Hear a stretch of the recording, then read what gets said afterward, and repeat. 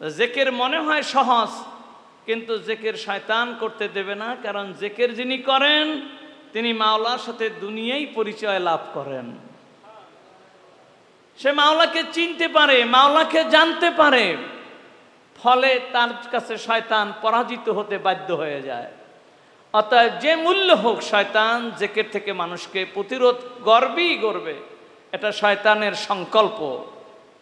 আর আল্লাহ পাকের ওয়াদা, বান্দা যখন জিকির করে শয়তান তখন ওই জিকিরের আওয়াজ সহ্য করতে না পেরে বান্দা থেকে পালিয়ে যেতে বাধ্য হয়ে যায়।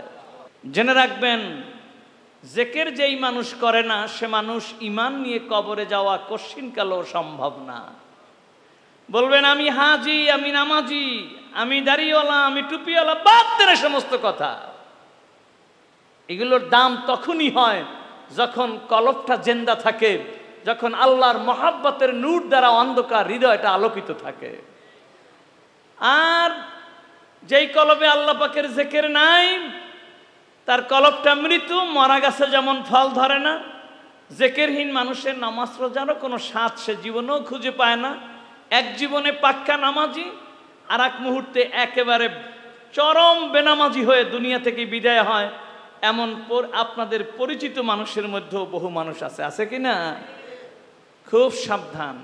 আল্লাহর উপর থেকে বিশ্বাস তুলে নেওয়ার জন্য সমাজে এখন রন্ধ্রে রন্ধ্রে শয়তানের কার্যক্রম শুরু হয়ে গেছে।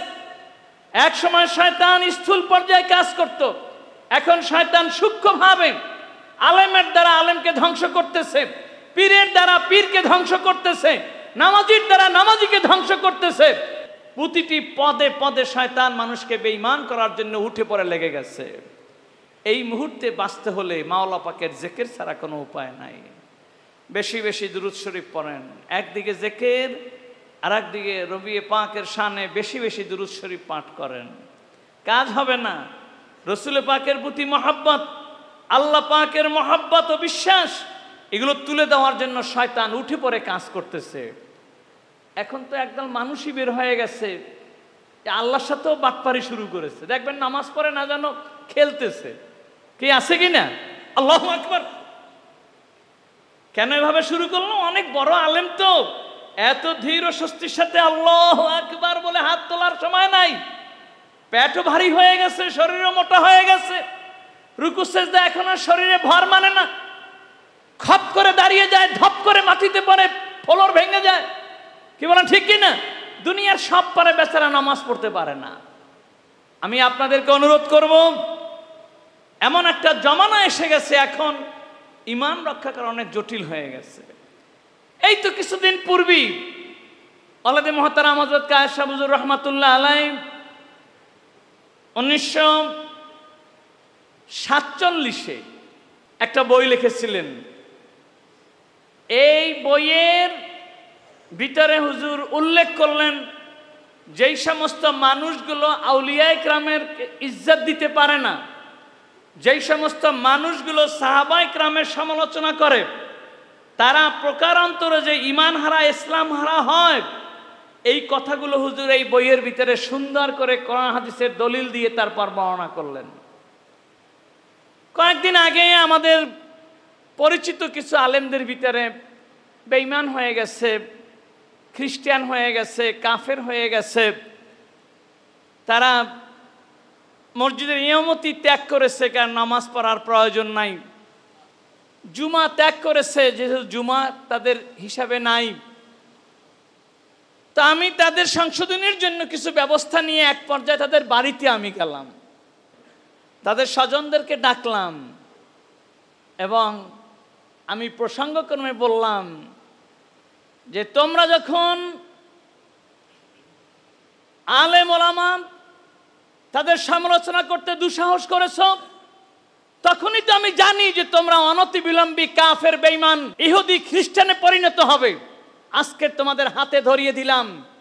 সেদিন তোমরা পান্তাবাতের পানি মনে করেছিলে হক্কানি আলেম পীর মাশায়েখদের সমালোচনা করাকে।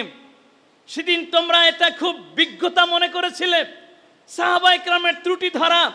সেদিন তোমরা অনেক নিচেকে বড় আলেম মনে করেছিলে রাসূল পাকের সমস্যাগুলো আলোচনা করা। আজ তোমরা চোখে দেখে নাও তোমার ভাই কিভাবে বেঈমান হয়ে গেল, তোমার আপন কিভাবে খ্রিস্টান হয়ে গেল, অথচ সে একসময় মসজিদের ইমাম ছিল, এখনো সে মাদ্রাসার মুহাদ্দিস মুফাসসির মুফতি দাবিদার হয়ে কোরআন পড়ায়, হাদিস পড়ায়, অথচ সেই মানুষটি নামাজ ছেড়েছে, মসজিদ ছেড়েছে, জুমা ছেড়েছে। তোমাদের চোখে দেখে নাও, তোমরা ভেবেছিলে সাধারণ বিষয়, কিন্তু তার রেজাল্ট আজকের চোখে দেখো। তো এ তো আমাদের দেশে শুধু নয়, বিশ্বব্যাপী আরো 50-100 বছর পূর্ব থেকে শুরু হয়ে গেছে। আউলিয়া ইকরামদেরকে গালি দেওয়ার একদল মানুষ ইতিপূর্বেই শুরু হয়ে গেছে। সেই সাহস করে করে তারা সাহাবীদের পর্যন্ত গালি দিতে উদ্যত হচ্ছে। সেই পথ ধরে ধরে নবীকে পর্যন্ত উপেক্ষা করতে তারা দুঃসাহস করে ফেলেছে। বলেন নাউজুবিল্লাহ। আমি দোয়ার আগে জানতে চাই, দোয়া করব মুসলমানকে নিয়ে না বেঈমানকে নিয়ে, সেটা বুঝতে হবে। কি বলেন, ঠিক কি না? এখানে দোয়া পাইতে হলে তোমাকে প্রথম মুসলমান হতে হবে, তোমাকে ঈমানদার হতে হবে। আমরা কি ঈমানের দাবিদার? কি ঈমানের দাবিদার?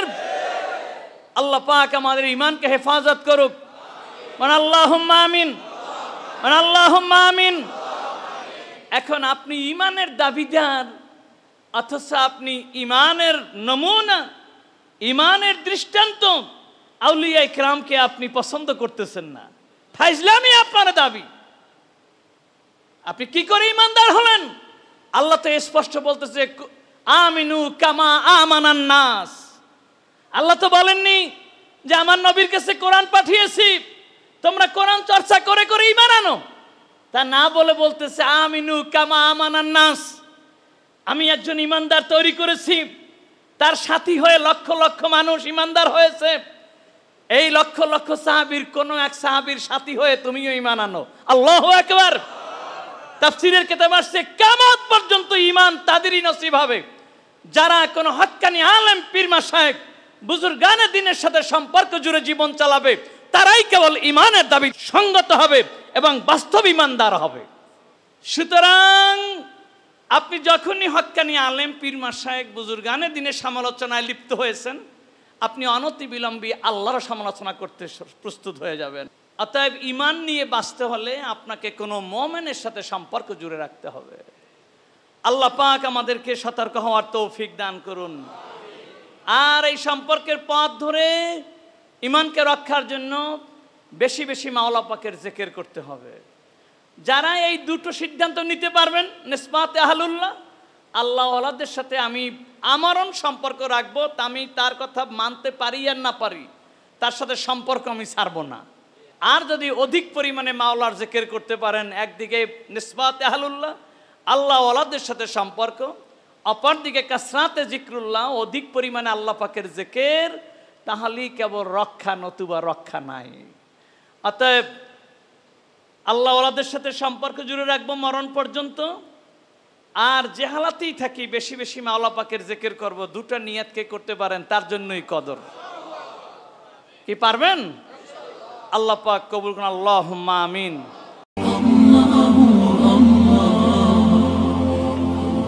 আপনারা দেখছেন এটিআর টেলিভিশন, সত্য প্রবর্তনে ঐক্য।